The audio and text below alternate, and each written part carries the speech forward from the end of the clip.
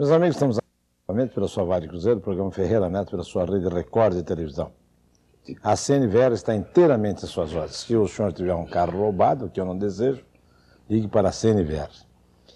Nós vamos hoje falar sobre favela. Daqui a pouquinho um grupo estará aqui debatendo o assunto favela, particularmente desmoronamento.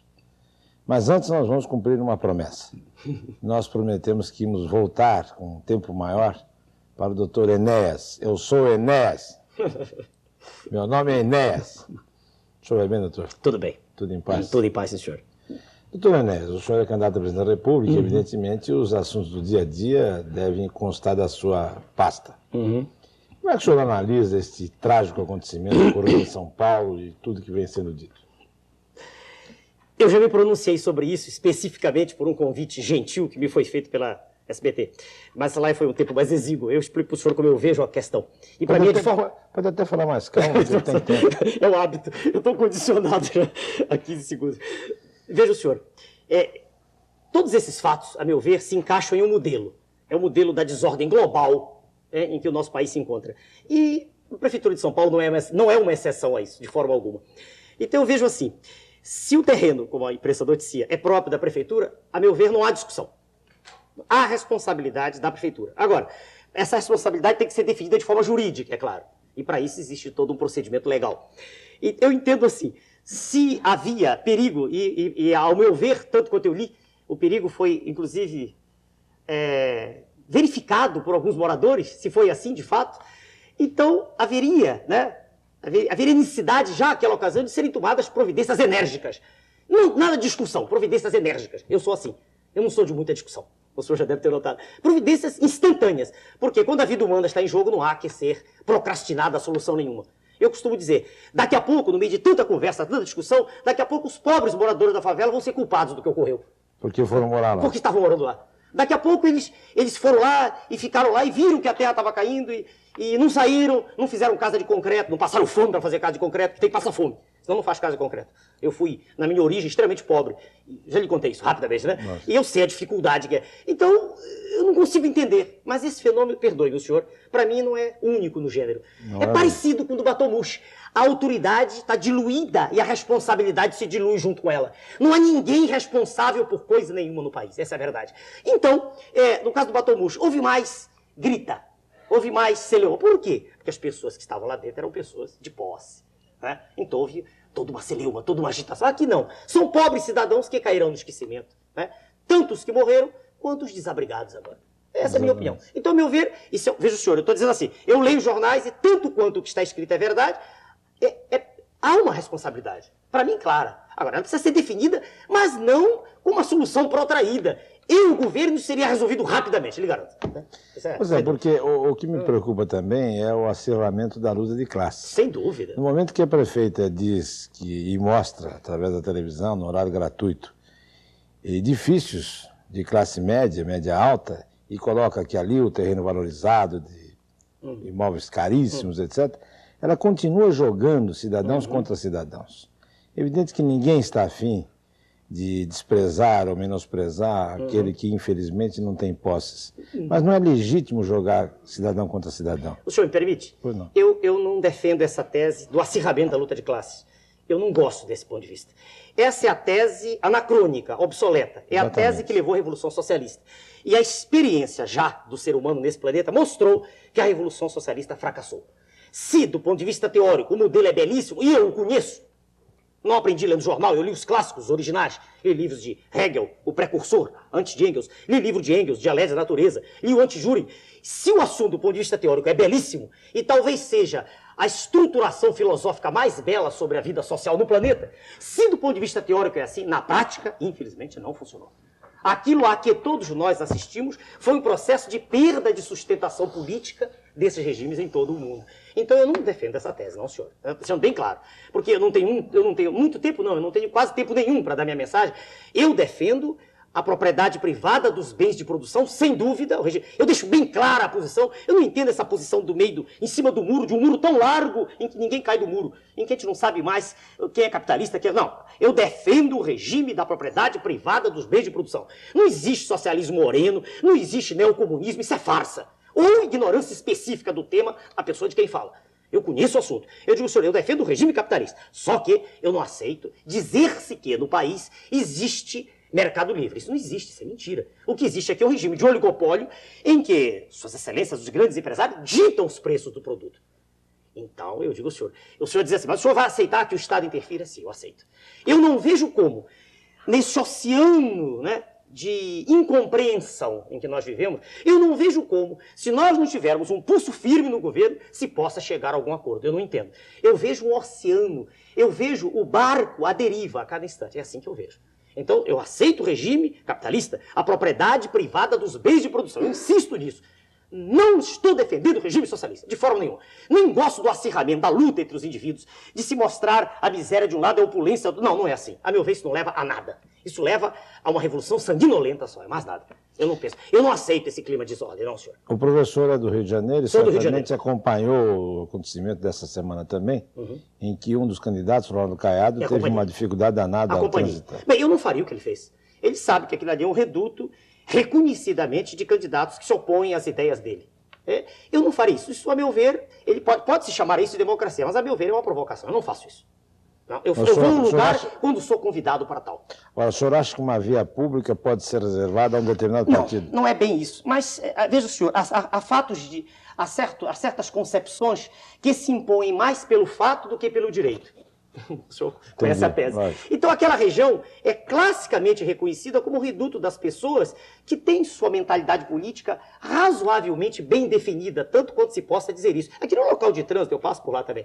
Mas eu passo e nunca ninguém me desrespeitou. Apesar de gritarem, meu nome é Nézio, eu passo, eu não mexo com... Agora, fazer uma caminhada por ali, caminhada usando a expressão que está aí, que não é nem dicionarizada, carreata, como se usa hoje, um desfile, que seria mais um vernáculo mais legítimo, um desfile de automóveis, ou de tratores, ou de caminhões, e com um pronunciamento que é nitidamente contrário àquele que a maioria está habituada a ouvir, a meu ver, é um pouco, se não provocação, pelo menos um pouco de falta de senso, de percepção da realidade. Aliás, é isso que caracteriza a inteligência humana, a percepção do que está em torno. Entende? Agora, professor, com essa... Eu estou dizendo ao senhor que eu aprovo o que foi feito, não de forma alguma. Eu não gosto da desordem. Eu gostaria, inclusive, que o senhor fizesse uma análise crítica de toda esta campanha sucessória. Nós estamos vendo aí o acirramento dos ânimos a cada instante. Hoje os candidatos estão em choque frontal e altera apenas, digamos assim, o adversário. Então, de acordo com as pesquisas, são divulgadas quase que diariamente, os líderes de campanhas, os profissionais de comunicação, etc., escolhem qual é o alvo do dia. O que o senhor está achando disso? Olha, a gente se conhece há pouco tempo, senhor Ferreira, né? É um verbo que não me agrada esse achar. O senhor deve ter ouvido eu dizer. Eu sou um cidadão que, com muito esforço ao longo da vida, adquiriu formação científica. Eu gosto de ter certeza sobre fatos. Né? Eu vejo isso assim, mais uma vez, como reflexo do conjunto. Se nós vivêssemos num país onde a seriedade fosse a tônica do que se faz, do que se diz, não estaríamos nesse ponto. O que há em toda essa provocação recíproca é falta do que dizer, a meu ver. Entende? Eu não consigo me sentir bem com isso. Emitir uma opinião é difícil. De vez em quando eu vejo o programa inteiro e me sinto constrangido. Eu não gosto disso. Não é bom, né? Eu não gosto disso. Eu sou sincero. Eu sou assim, por que o senhor está se metendo em política? Porque eu não aguento mais, é a minha frase dele. Eu, de cidadão de posição passiva, eu me zanguei.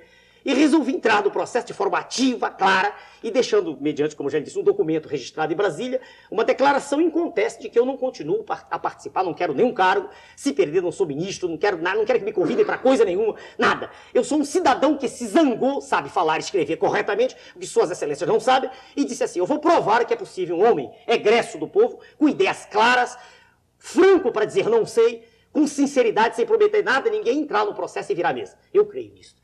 E o senhor deve ser já testemunha, no Brasil inteiro eu consegui uma coisa recorde. Meu nome de ponta a ponta do país é conhecido, com 15 segundos. Não resta dúvida. Sem dúvida. E todo mundo sabe que eu não sou semi-analfabeto também. Eu não preciso ler telepronto para dizer o que eu penso. Agora, no que concerne ao processo em si, a minha mensagem é clara, eu disse ao senhor, é clara. Mas ela é como o líquor de uma pessoa que não tem meningite. É água de rocha. Claro. Eu digo ao senhor o seguinte, eu penso que é fundamental, nesse momento, que o Estado intervenha. Mas não pode ser o Estado que é Estado. Um Estado acéfalo. Tem que ser um Estado, veja bem, que faça uma intervenção, mas no sentido, intervenção no sentido exato de representar a sociedade como um todo e não uma facção dela. Porque se suas excelências, os senhores candidatos, que representam a direita do país, eles pretendem tomar o poder para manter o processo da direita, o processo elitista. Por outro lado, a esquerda não apresenta, a meu ver, nenhuma proposta para a sociedade como um todo. E sim também uma representação de facção, a defesa de grupo. Eu não sou representante dos médicos, porque sou médico. Eu não sou representante dos professores, porque sou educador há mais de 20 anos. Eu não sou representante de nenhum grupo. Eu quero ser representante da sociedade.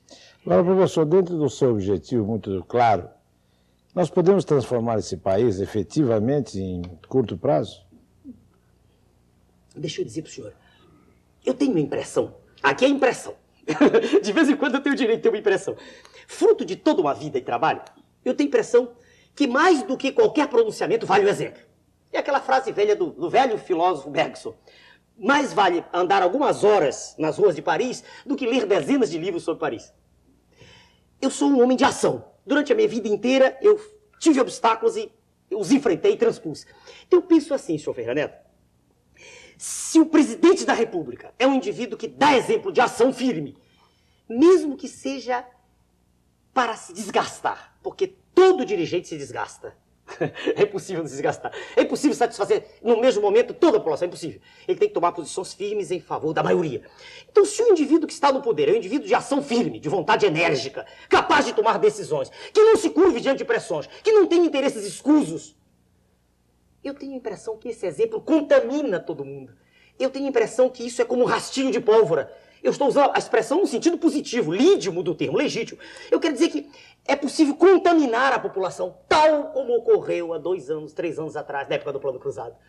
Naquela época, o senhor sentiu aquela mobilização popular gigantesca. O senhor viu a população indo às ruas. Mas, professor, diga, usando exatamente esse exemplo, esse exemplo que o senhor deu, certo, que é muito interessante, porque foi a última vez que a população foi mobilizada.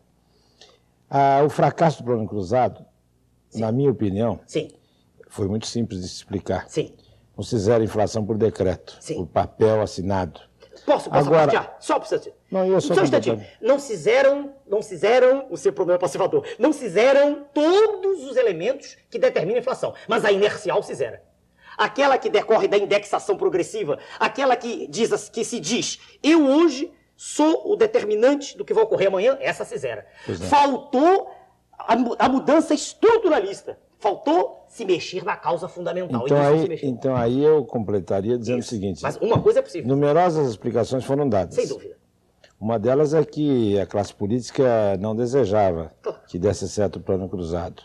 Ou por outra, queria tirar proveito o máximo possível. Claro. Dentro do sistema atual, o senhor acha que é capaz um homem como o senhor de governar o país? Sem dúvida. Sem dúvida. Então o senhor vai fechar o Congresso? Não. Deixa eu dizer para o senhor. Permita-me fazer uma metáfora simples. Ninguém é essencialmente bom nem essencialmente mau. É um processo de educação que faz emergir o que há de bom e faz adormecer o que há de mal. Nenhum de nós é santo. Claro que há indivíduos próximos de Tomás de Aquino. Claro que há, e há outros próximos de Lúcifer. Mas é um processo educacional que nos afasta da barbárie. Veja o senhor. Se, eu insisto, veja bem, o indivíduo demonstra para o Congresso que ele não quer nada para ele, nem para os seus parentes, nem para os seus amigos, que aquilo que ele dizia em toda a sua plataforma é verdade. Pouco a pouco o Congresso se contamina, porque o Congresso não é feito de patifes. Eu nunca disse isso. Eu digo sim, que o modelo que aí está não permite que nada de bom venha à tona. O indivíduo chega ao poder comprometido, eivado, mergulhado num lodaçal, num pântano. Ele não consegue colocar a cabeça para cima. Então, por melhores que sejam as intenções, e há homens íntegros aí, ele não consegue fazer nada. Deixe-me dizer, o Congresso é formado de deputados e senadores que querem ser reeleitos, um ano depois da reeleição. As minhas mensagens serão claríssimas, mas meridianas. E eu não acredito que o Congresso, em sua maioria, esteja contra isso. Não acredito. Sabe? Porque aí eles estarão demonstrando de público para o povo que os elegeu que eles não querem bem do povo. Mas o senhor acaba de dizer que não se faz omelete sem quebrar ovos. É mais ou menos isso. Então, na medida que o senhor contrariar alguém estará contrariado e, portanto, terá um defensor. Sem dúvida. Mas, eu insisto, o Congresso é feito de 500 a 700, um número enorme, centenas, né? 500, mais de 500 pessoas, não são? O senhor sabe melhor que eu isso. Mais de 500. 553. 500, então, o senhor sabe exato, 550, eu sei que é mais de 500. Porém, será, o senhor quer que nesses indivíduos todos, no interior, no imo, no cerne deles, não há um mínimo de cidadania? Eu não creio nisso. Bom, mas eu não fico... Eu não creio nisso. Eu creio o seguinte, que não há nesse senhor, é mesmo os empresários. Quando o senhor entrevista o empresário, eu já vi muitos, o empresário diz assim, eu não vejo razão nenhuma para investir. E eles estão certos. Eles estão certos. Quando eles desviam do investimento, o seu capital, e aplicam esse capital nos investimentos de curto prazo, eles sabem o que estão fazendo. Nesse meu papel de advogado do diabo, Tá certo, o senhor está na posição certa. eu tenho que colocar o maior número de obstáculos possível para que o senhor solucione. Isso. Eu diria que não paramos só no Congresso, nós temos aí a máquina estatal, nós temos esse gigante. E o presidente Sarney dizia, numa conversa que me autorizou não mais ser íntima, que das suas ordens, cerca de 3% eram cumpridas. Por quê? Porque o senhor tem toda uma... Sim, ele disse, porque existe toda uma máquina montada. E eu, então, comecei dali em frente, comecei a prestar atenção, e me lembrei de uma imagem que eu já repeti aqui várias vezes. Porque é uma imagem que todos nós brasileiros vimos. Nós vimos logo no início do governo Sarney, o presidente dirigindo um automóvel. Ele e a dona Marlene, saudando os jornalistas, ele estava indo para o seu sítio Pericumã. Ele dirigindo o próprio automóvel. Se alguém guardou aquela imagem, foi a única, exclusiva e nunca mais repetida, porque em seguida a máquina tomou conta do presidente, e até a máquina chamada segurança tomou conta do presidente, e ele nunca mais foi visto dirigindo o automóvel andando só. Ou seja, a máquina, isto é um pálido exemplo para mostrar o todo. Você pode falar aqui, emoção de coisa. Como é que nós podemos governar o país com tamanha energia, tamanho entusiasmo? Eu posso fazer uma imagem? Eu respeitei a sua locução, senhor. Eu posso fazer uma imagem? Pode. E gostaria que o senhor respondesse com a mesma franqueza com o que eu estou falando. Eu só estou com medo que o seu microfone está caindo a gravata. Opa, perdão. Ele mergulhou. Deixa eu pedir licença um intervalinho Pois não, aqui. claro. Vamos ao intervalinho, lembrando que a Líder está inteiramente às suas ordens. Consórcio Líder, automóvel 0 km, 10 pagamentos, sem juro. O Fiat 90 está lá. Vamos lá.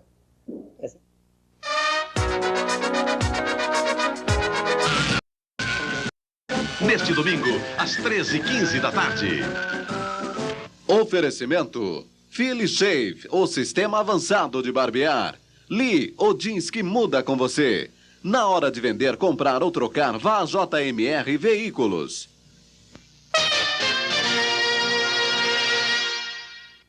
Meus amigos, estamos a bordo pela sua Vale Cruzeiro, programa Ferreira Neto, pela sua Rede Record Televisão. Quero pedir licença ao doutor Enéas e aos meus amigos telespectadores, porque eu quero prestar aqui uma homenagem a uma moça de 21 anos. Ontem, quando terminávamos o nosso programa, fomos avisados e nos locomovemos para o Hospital São Paulo. Lá se encontrava internada a nossa colega Mônica. Ela sofreu um desastre, um acidente, na 23 de maio, um traumatismo craniano, e há poucos instantes ela faleceu. Quero apresentar minhas condolências, meus sentimentos à família dessa moça, uma moça de 21 anos, futuro promissor, e que é a nossa colega do Departamento de Jornalismo. Os meus sentimentos. Professor Enéas, vamos lá. Notícia terrível. Não, mas... Eu conheci a moça também. Por favor. Professor Enéas, então nós estamos conversando aqui na segunda etapa, como controlar e domar essa máquina. Eu disse ao senhor que eu queria me permitir usar uma metáfora de novo. Se alguém perguntasse ao senhor, um jornalista adestrado, um treinamento já, sem nenhuma dúvida, reconhecido pela população, se alguém perguntasse se uma pessoa poderia, veja senhor, em 30 segundos, ser conhecido o país inteiro e mobilizar e ser uma espécie de marca, que inclusive está sendo usada como publicidade de modo ilícito, em pelo menos 4, 5 estados eu já sei. Se alguém perguntasse, a resposta sincera, honesta, seria dizer não tem como, não há como.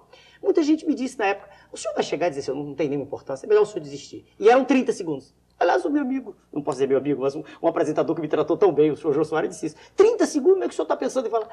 Mas ele disse que eu gosto de desafio, né? Aliás, não são 30, são 15, mas naquela ocasião nós imaginávamos que eram 15, que eram 30. 15. Quando me disseram que era 15, eu fiquei arrasado. Fui para minha casa, com a minha mulher, coloquei a cabeça na mão, pensei, o que eu posso dizer em 15 segundos? Pensei, mesmo construindo frases com velocidade, com rapidez, ora, senhor Ferreira Neto, se eu conseguir com 15 segundos ser reconhecido do Acre ao Rio Grande do Sul. Mas eu queria só dizer para o senhor, ele não quer derrubar. Não, deixa eu terminar. Com 15 segundos se vende sabonete à vontade também. Mas será que a mensagem de 15 segundos de firmeza do sabonete é a mesma? Não, a sua faz mais espuma. A imagem, senhor, é até engraçada, mas o sabonete é usado por algum tempo, que é a necessidade de outra marca rápido, né? É por isso que os cigarros mudam toda hora. Né? Não é exatamente por isso, não é exatamente, mas é um motivo, é um dentre outros. O motivo maior é o preço. Exato, é o preço, exato. Então, veja bem, eu acredito o seguinte, eu tenho a capacidade, é ruim a gente falar eu assim, mas não tem jeito aqui. Não, fica à vontade. Eu tenho a capacidade de transmitir entusiasmo a quem me ouve. Isso eu não tenho dúvida. Isso eu sou testemunho, eu fiquei entusiasmado. Muito obrigado. Eu tenho essa capacidade de conseguir fazer com que as pessoas, e muito inclusive crianças, se fosse eleição de criança, eu estava eleito hoje. O senhor dirá por quê? Eu falo sério, na televisão, não falo assim como eu estou assim, sorrindo, é sempre sério, sempre bastante rápido. Se desse um sorriso, já não tinha 15 segundos. Né? Pois é, não dava tempo. Então, por que as crianças gostam tanto? Porque as crianças ainda não foram contaminadas desse processo de hipocrisia em que nós somos criados, e elas percebem a sinceridade de intenções. Percebe a sinceridade. Então, o que eu quero dizer para o senhor é o seguinte, é que esses senhores todos que aí estão, eles precisam só de ser de uma sacudidela só disso. O que há de bom emerge, creia nisso. Eu não sou uma pessoa que acredita que o ser humano não presta. Não, eu nunca disse isso. É o processo que não presta. É o modo de ser. Essa estrutura pútrida é que faz com que um cidadão... Deixe-me terminar, por favor, esse raciocínio. Um cidadão tenha raiva do outro. É que faz com que um cidadão brigue com o outro. O senhor entra num táxi, o motorista quer roubar o senhor porque ele sabe que está ganhando mal. E o senhor fica com raiva porque sabe que ele vai cobrar mais. Essa situação em que ninguém vê nada no horizonte, em que ninguém vê esperança, em que desapareceu o sentido de civismo, todas as coisas do passado que eram belas, o respeito, tudo isso sumiu. Entende? O senhor dirá, mas isso é uma mensagem de Don Quixote? Não é, não.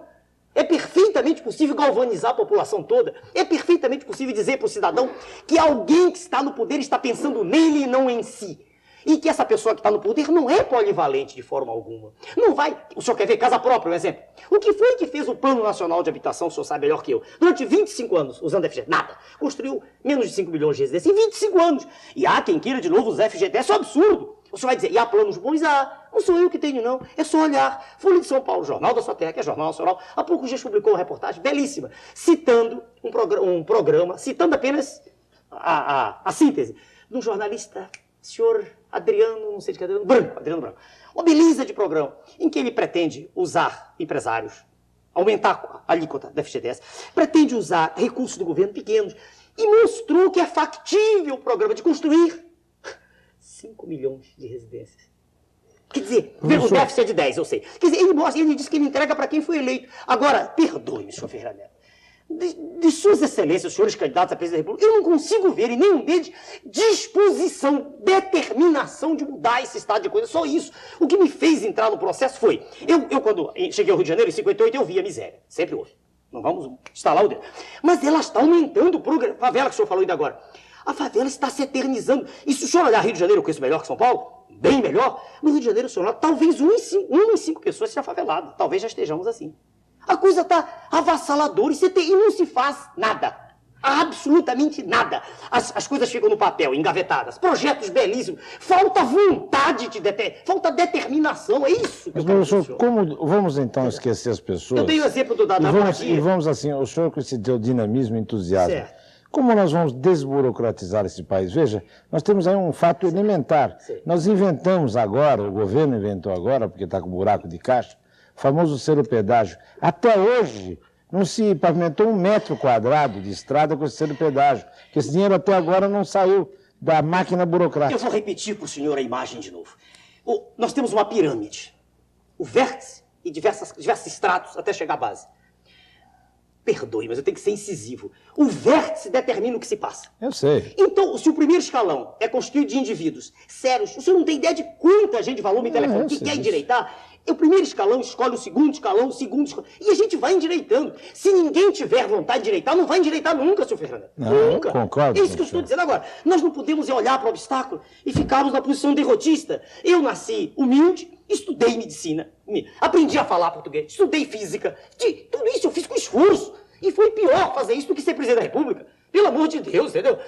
O país é governável. As realizações todas estão todas... Se o senhor olhar, eu vou cortar até a frase do meio. Se olhar para os programas dos candidatos, eu fico impressionado. Que há coisas belíssimas ali. Só que não vão fazer nada. A gente sabe disso. E já estiveram em outras posições, não fizeram nada. Eles compactuam com o estado de coisas. Se o senhor me perguntar o que eu pretendo, não é revolução sanguinolenta, nem revolução socialista, não deu certo, não adianta. Eu pretendo uma revolução de ideias. Eu pretendo revigorar, eu pretendo trazer à superfície aquilo que está adormecido, a vontade de viver, a vontade de ser cidadão, em toda a população. E sou contra, eu estava assistindo ao seu programa de agora, eu sou contra essas discussões intermináveis, não levam a nada. Se pegar 50 pessoas discutirem a natureza da luz, não adianta nada. Agora, pegue 3 pessoas que têm estudado, o senhor chega rápido à conclusão. Nós temos que criar uma sociedade preparada. Educar não é construir escola, não adianta nada. Educar é mudar um comportamento. Isso é que é educar. Então, se o senhor pergunta, eu sou educador, não preciso consultar ninguém. Eu ensino há quase 30 anos. Eu ensinei português, matemática, física, biologia, química em nível médio. Ensinei diversas disciplinas em medicina. Ensino um curso particular meu aqui em São Paulo. Eu não preciso ninguém me diga o que devo fazer. Sabe, eu vou ouvir os educadores, os mais entendidos, para tirar uma média, mas eu tenho ideia do que fazer. Agora, o senhor coloca na presidência da República uma pessoa que, ao longo da vida, não aprendeu nem a falar e escrever. Nem a falar. Não estou falando desse cidadão do PT, pelo amor de Deus. Esse é um senhor que operaram, não estou falando dele. Não. Falando dos outros, que tem diploma. Não conseguiram, passam a vida trocando favores uns com os outros. E sabe o que está ocorrendo, mas isso o senhor sabe. Melhor que ele. Mas então o senhor está, indiretamente, em termos democráticos, vetando um candidato que não esteja preparado. Ao contrário, eu estou dizendo o seguinte, peraí, eu acabei de dizer que não tenho nada contra esse senhor. Sim, mas o senhor não concorda que ele seja presidente da República? Não, eu não disse isso. Eu disse o seguinte, dentro do processo que está chamado democrático, não tem nada democrático, num processo democrático, eu não falaria 15 segundos e o outro não falaria. Colocaria um boi ou cavalo, não sei, um animal para emitir um som demorado. O som do animal levou, dito o senhor Jô Soares, levou 24 segundos e o meu pronunciamento levou 14. Só no Brasil. Um animal tem mais direito que eu. Só aqui. Então isso não é democracia. Isso é uma brincadeira. Isso é uma farsa. Agora, voltando à tese. Eu não tenho nada contra o senhor, sua excelência, o deputado líder do PT. Não, não é isso. Eu, inclusive, não o ataco pela sua origem. De forma nenhuma. Agora, eu quero dizer o seguinte. Eu estou falando dos outros. Não, ele não dirigirá o país. De forma nenhuma. Os assessores é que dirigirão. Ele não dirigirá o país. Ele não tem condição para isso. Peraí. Eles sabem o que lhe dizem. É diferente. Não tem como. Ele, e aliás o partido incompleto, é um partido em que há muita discussão, o senhor sabe disso. No meu caso, não, é homogêneo o ponto de vista. Quem está comigo pensa como eu. Não tem jeito. Porque as pessoas se aproximam, têm essa mentalidade minha. Então, se o senhor me perguntar de que eu me servo, de pessoas lúcidas, querendo endireitar, e com essas pessoas eu discutirei os problemas básicos do país. Todo mundo sabe quais são educação, todo mundo fala nisso toda hora. Educação, saúde, trânsito, todo mundo sabe. Eu estou cansado de ouvir privatiza, não privatiza, estatiza, não aguento mais ouvir isso. É claro que ninguém que não está no poder tem condição de dizer como está a Eletrobras. Ninguém. Nós lemos jornais e a gente vê notícias conflitantes, o senhor sabe tanto quanto eu. Situação da Petrobras. Então eu não vou dizer aqui, vou estatizar. Isso é uma discussão estólida. Isso é discutir sexo dos anjos. Isso não faz nenhum sentido. É preciso assenhorear-se da questão de forma clara, sincera, ver como está realmente a situação e tomar posições consentâneas com o desenvolvimento nacional. Mas não adianta também, eu ouço de alguns políticos aí, nós temos que aumentar a produção. É verdade, tem que aumentar. Porque se não aumentar a produção, vai haver escassez, provavelmente com a minha ideia básica, que é interferir. Como foi naquela época. Claro que eu tenho que apostar lá na agricultura, senão falta aqui. Mas, por outro lado, não é só o crescimento. Porque senão aí eu tenho que falar a linguagem da esquerda. Continua crescendo, nós somos sétima, entre sétima e nona, por aí. Por aí. Se os dados do produto interno bruto estiverem certos, não sei se estão. Então, continuamos crescendo, daqui a pouco somos a terceira. E os índices sociais estão iguais ao do Afeganistão. O senhor sabe disso. O índice de taxa de mortalidade menor de 5 anos, nós estamos em 87 por mil. Uma das piores do mundo, deve ser 65ª do mundo, se eu não estiver errado. Por aí. Quer dizer, então não é só crescer. Não é essa história de... Nesse sentido, eu até apoio algumas teses deles. Todos têm um pouco de razão, não tem dúvida. Não há nenhum desses senhores que esteja dizendo só... Não! O problema, eu insisto, é determinação, é vontade, é capacidade de dizer e os outros ouvirem. Eles dizem assim, repete seu nome. Não, todo mundo tem nome. Todos esses 22 candidatos têm nome. Por que só o meu estão repetindo? É engraçado, não sei o que, a imprensa todo dia fala. Mas por que repetem? Porque caiu, como se diz, na boca do povo, né? Porque o povo percebe que alguma coisa, o cidadão comum, sem preparo mesmo, sem ter tido formação acadêmica, ele sente algo que o identifica comigo. Ele percebe que eu estou dizendo aquilo que ele gostaria de dizer se estivesse no meu lugar. Ele diz assim, eu não sei o que é esse sujeito, alguns dizem que é doido, outros dizem que eu sou engenheiro, eu sou formado em física, professor, não interessa os títulos, mas algo de estranho está acontecendo. Eles percebem que é uma vontade de acertar, entendeu? Mais do que qualquer outra coisa, eu não quero nada, absolutamente, eu só quero acertar. Como acertei na minha vida. Eu quero acertar, eu quero transmitir isso que a natureza me deu. Sabe? Essa vontade para a população inteira. E eu tenho certeza que vou conseguir isso. Como jornalista, como o senhor imparcial, o senhor se põe de maneira imparcial. Se me perguntar o que o senhor pensa, eu não sei. Eu acompanho o seu programa, acompanhava no Rio, o tempo todo, eu gostava muito. Eu não sei o que o senhor pensa, sinceramente, pela posição neutra que o senhor se põe. Ora, essa neutralidade, toda vez que eu encontro jornalista, eu posso exprimir minhas ideias. E aí não é aquele ato atropelado de 15 segundos, não é aquela imagem meteórica que passa na televisão. É diferente, né? Entendeu, senhor? Então, a tese, meu filho, eu insisto nisso. Aquilo de que o país está precisando é de força, é de vontade. Não é de demitir, colocar na cadeia. Eu disse até um dia desse, um pronunciamento, me lembrou de me chamar. Daqui a pouco não está metade da população na cadeia. Daqui a pouco não é esse o caminho. Daqui a pouco a gente vai abrir uma fenda no Oceano Atlântico e jogar o país dentro. Isso é um derrotismo, não é esse o caminho. O caminho é tentar... Mas é que a campanha é a campanha da vingança, né? Do acirramento. Então chega o cidadão que está na miséria total, dizem para ele que a culpa dessa miséria... Já me chamaram de Marajá, Exato. de terra. Isso não faz nenhum sentido, entende? Isso é uma imagem caricata. Mas é o que está sendo colocado nas ruas. Eu sei, mas veja o senhor que se esse poder de comunicação desses senhores fosse grande, eles estavam eleitos, não estão. Veja quanta coisa está mudando a cada instante. Veja o universo de indefinição que aí está na população. Quer dizer, o cidadão comum está cansado disso. Ele fica olhando aquilo. Não sei se o senhor assiste ao programa. Os meus pronunciamentos, eu tento ser o mais preciso possível, tentando refletir aquilo que o homem comum está pensando. Quando eu digo homem comum, não é só o cidadão inculto, não. É o homem que não tem vinculação com o professor, o que me assusta na campanha é a falsa promessa, essa visão de que o partido X pode resolver tudo. Está tudo resolvido. Eu não disse isso nenhum. O que me assusta... Eu disse, senhor, uma conclamação. Eu entendi. Eu entendi. O que me assusta é ver exatamente, e lamentavelmente são exatamente os partidos de esquerda, os mais ferrenhos defensores dessa demagogia toda. Eles se aproveitam da miséria da situação. E olham para o sujeito, eu conheço pessoas que de repente acham que esta é a grande solução. Exatamente. E que consideram que um candidato, mesmo que não seja preparado, ele possa ser o grande condutor do país. Daqui a pouco, olha, o clima em que nós vivemos, dessas discussões estólidas, demoradas, que não levam a nada, esse clima está ficando tão forte no país que, daqui a pouco, dentro dos hospitais, vai se discutir o remédio que o doente vai tomar. Os doentes entre si vão decidir, tem que ser democrático. Mas isso é um absurdo.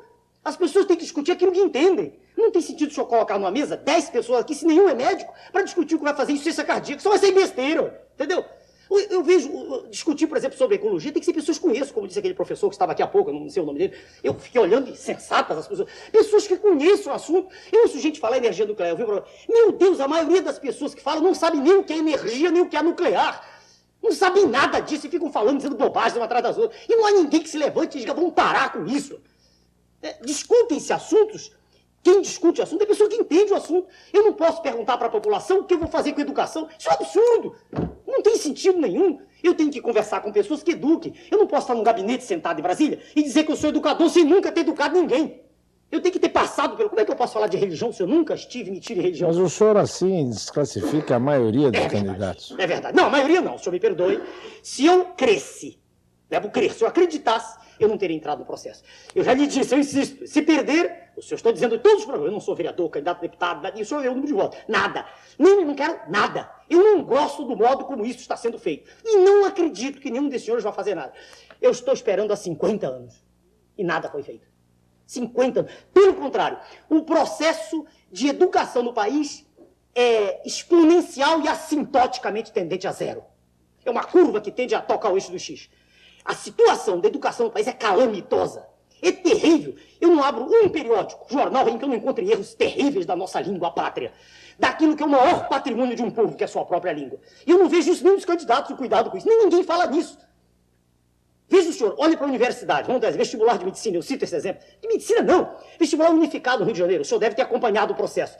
Candidataram-se 100 e tantos mil, número exato não me recordo. Confirmaram 94 mil alunos, confirmaram. 94 mil, é um número razoável.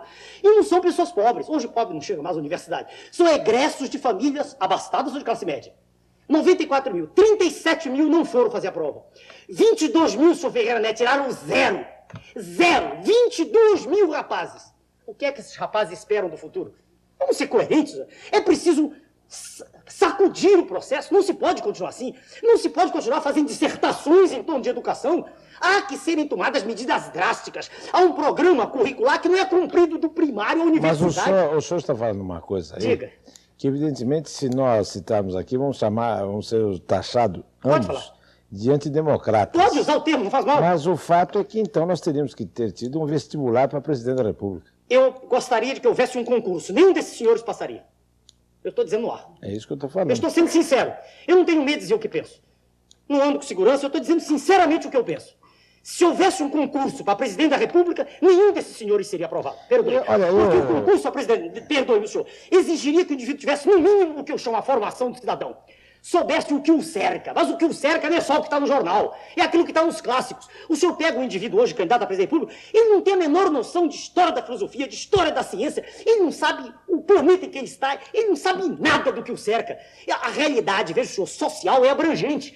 Um indivíduo, um sociólogo, qualquer um, escolha um bom. Ele tem uma visão científica ampla, uma visão como um grande jornalista. O senhor se sai bem, eu já ouvi, o senhor entrevista pessoas das mais variegadas profissões. E o senhor sempre, como ainda agora o senhor fez, o senhor coloca o entrevistado na parede. O senhor conhece o assunto. O senhor jamais estaria nessa pessoa se não conhecesse o assunto.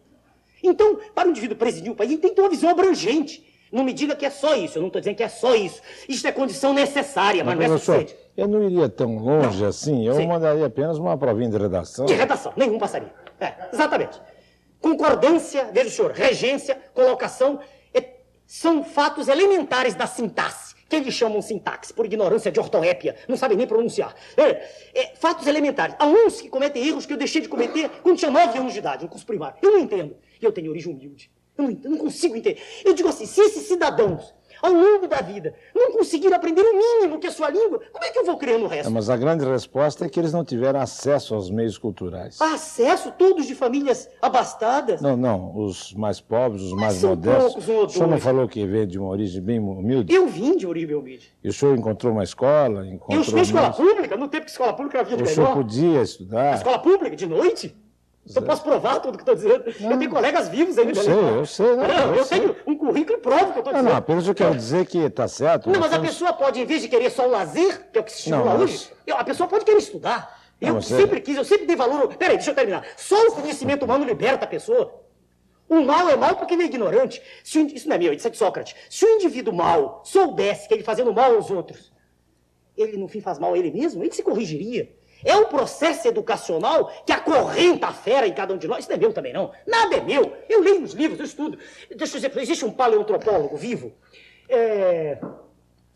Dr. Richard Leakey, paleoantropólogo, famoso, vivo. Cuidado que alguém vai pensar que ele joga no Corinthians.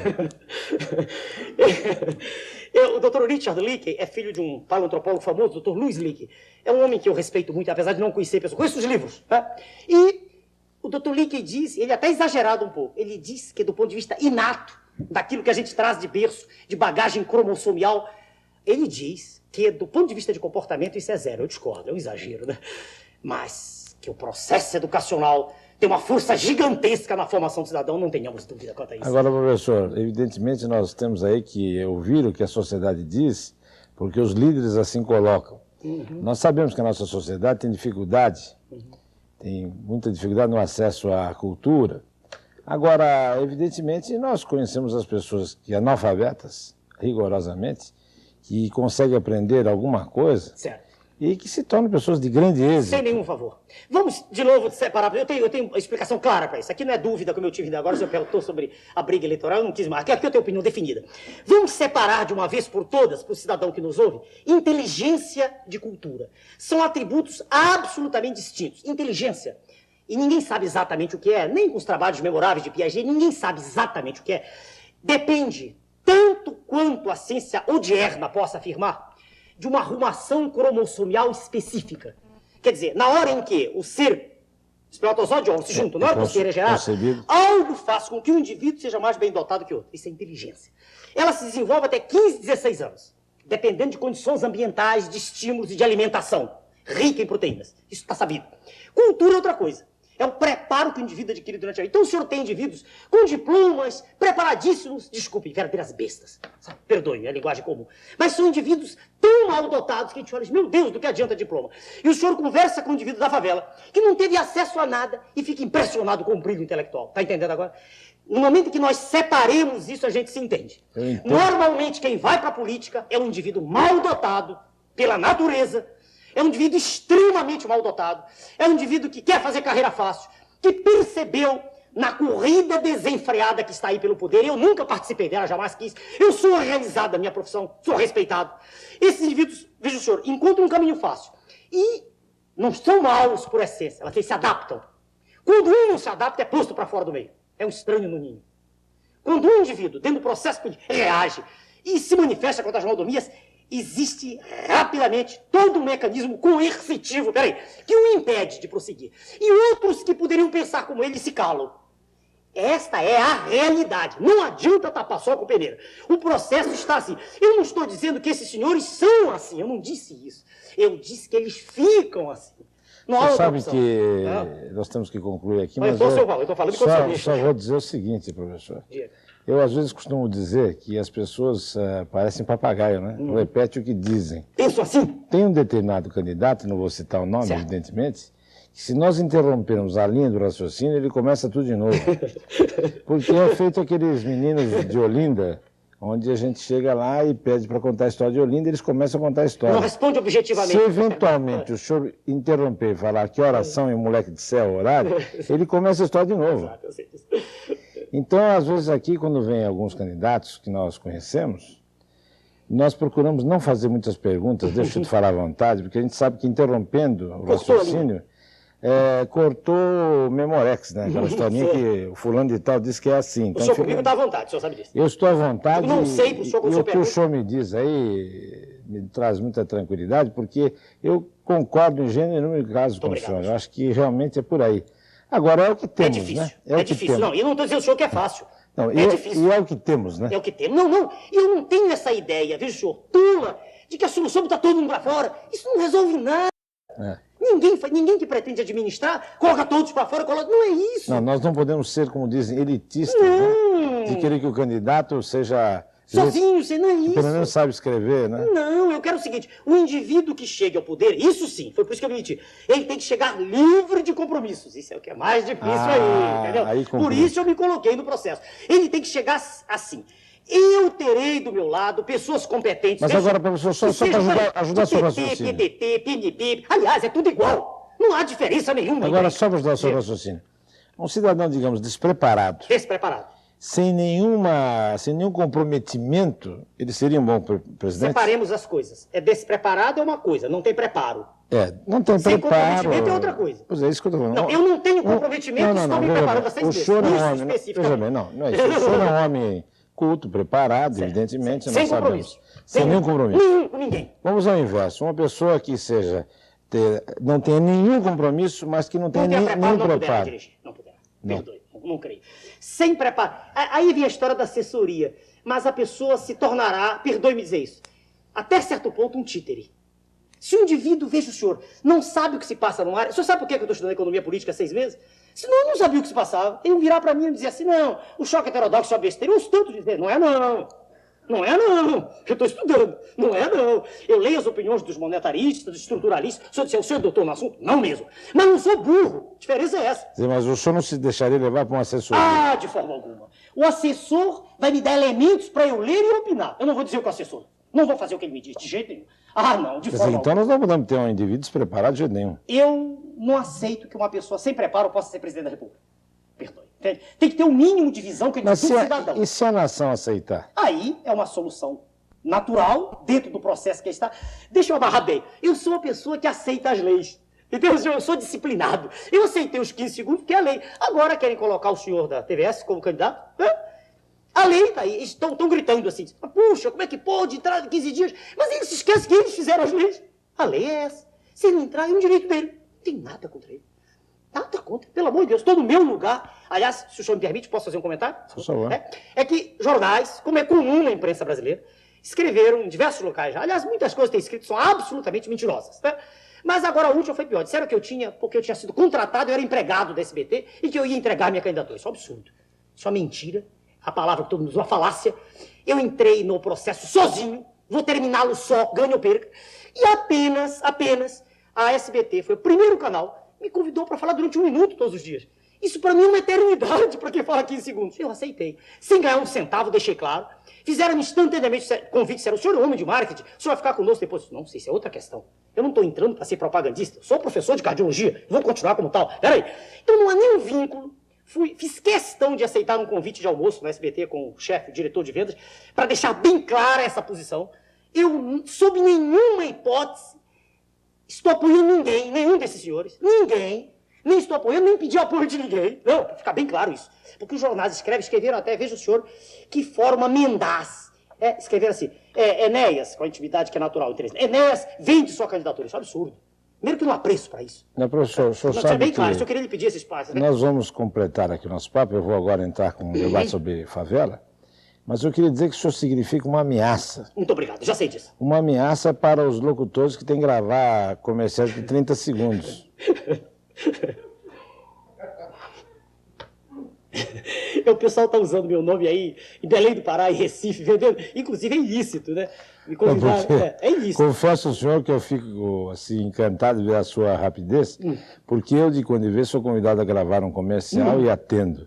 E uma das coisas mais difíceis que existe é a gente falar durante 15 segundos ou 30 segundos. É muito difícil. Então o senhor é uma ameaça para aqueles que vivem... Desgaste. Não é só para os locutores que eu não quero o lugar deles. É ameaça para esses senhores que aí estão.